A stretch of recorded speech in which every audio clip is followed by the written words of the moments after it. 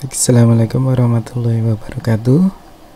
Baik, kita akan masuk ke pembahasan di bab 5 ya dari Slavin, yaitu teori-teori belajar ya, pendekatan perilaku dan sosial ya, behavioral and social theories of learning. Nah, kita akan mulai dengan teori belajar pendekatan perilaku ya, terutama pada video ini kita fokus pada conditioning klasik ya dari Pavlov ya, Ivan Pavlov ya. Nah, Pavlov ini merupakan salah satu tokoh yang paling berpengaruh ya di psikologi ya, walaupun dia basisnya sebenarnya bukan psikologi. Nah, dia juga Nobel laureat ya, pernah mendapatkan hadiah Nobel ya untuk bidang fisiologi dan kedokteran itu. Oke. Nah, sebelumnya kita bahas ya behavior sedikit ya, definisinya behavioral learning theories ini. Jadi behavioral learning theories atau teori belajar pendekatan perilaku itu berfokus pada bagaimana konsekuensi menyenangkan dan tidak menyenangkan dari perilaku itu bisa mengubah perilaku individu gitu ya. Juga terkait bagaimana individu itu meniru ya perilaku individu lain. Nah, kita fokus di dua teori ya, teorinya Pavlov ya, classical conditioning sama operant conditioning dari B.F. Skinner. Nah, sebelumnya kita review dulu ya apa itu belajar ya. Jadi dalam psikologi itu definisi belajar itu lebih luas ya dari yang selama ini dikenal oleh masyarakat. Nah, saya yakin kalian yang belajar psikologi sudah paham ini ya. Kalau dalam Kamus Besar Bahasa Indonesia itu belajar itu didefinisikan sebagai berusaha memperoleh kepandaian atau ilmu ya, kemudian juga berlatih gitu ya. Jadi proses belajar untuk memperoleh ilmu ya, kepandaian atau ilmu. Nah, kalau dalam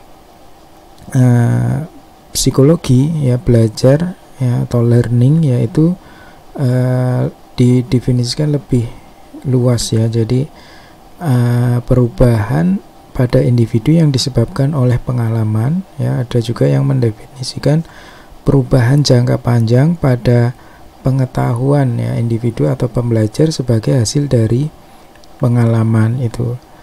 Nah, ada hal yang tidak dikategorikan proses belajar, yaitu perubahan akibat dari perkembangan ya, misalnya tinggi badan ya, berat badan, kemudian juga karakteristik yang sudah ada ketika lahir ya, seperti refleks ya atau respon terhadap sakit ya, rasa lapar gitu ya.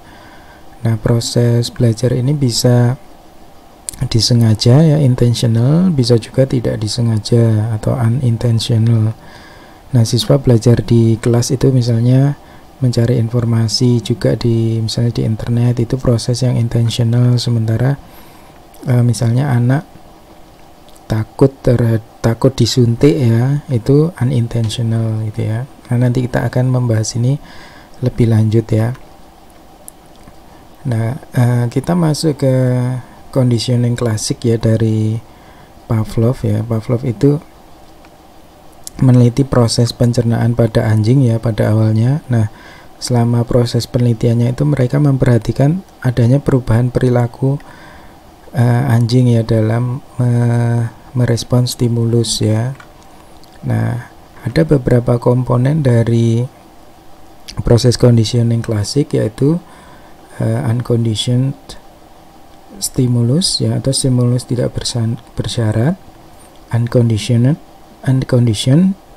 response ya, atau respon tidak bersyarat, kemudian neutral stimuli atau stimulus yang netral, conditioned stimulus atau stimulus bersyarat. Nah, 4 ini akan kita perjelas gitu ya dengan model yang eksperimen yang disajikan oleh Pavlov itu. Jadi kita lihat ya di slide selanjutnya.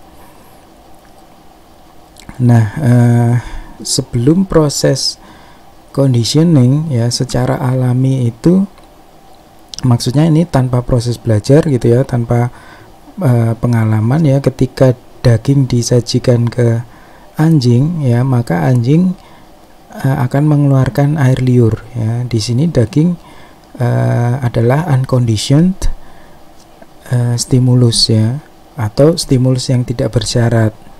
Nah, sementara air liur ya di sini adalah respons alamiah anjing gitu ya. Jadi di sini respon tidak bersyarat ya, si air liur itu unconditioned response gitu ya.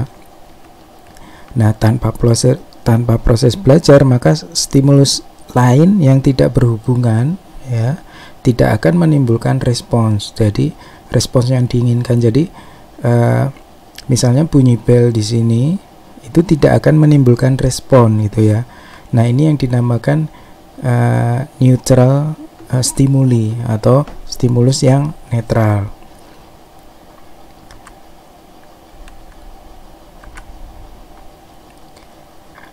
Nah, eksperimennya si Pavlov itu memasangkan stimulus yang netral ya, bunyi bel itu tadi, dengan stimulus tidak bersyarat ya. Stimulus tidak bersyarat tadi daging ya, unconditioned stimulus ya. Jadi bel disajikan, kemudian daging ya, dilakukan berulang-ulang gitu ya.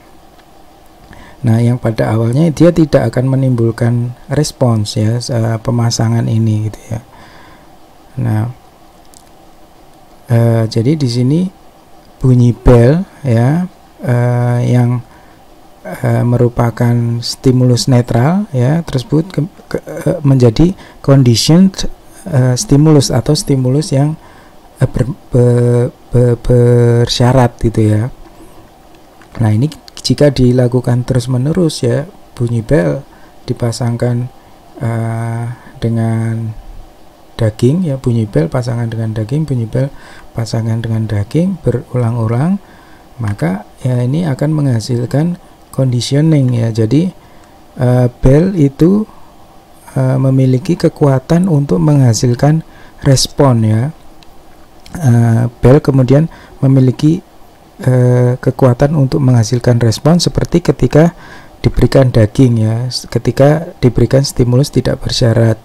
Nah, ketika hanya bel saja gitu ya, tanpa daging, anjing akan mengeluarkan air liur. Nah, ini yang dinamakan conditioning klasik ya. Jadi eksperimen Pavlov ini menunjukkan bagaimana proses belajar itu mempengaruhi perilaku yang awalnya dianggap tidak disadari gitu ya, refleks ya, seperti keluarnya air liur ini gitu. Nah, air liur ini jadinya itu adalah conditioned response ya, respons yang bersyarat itu.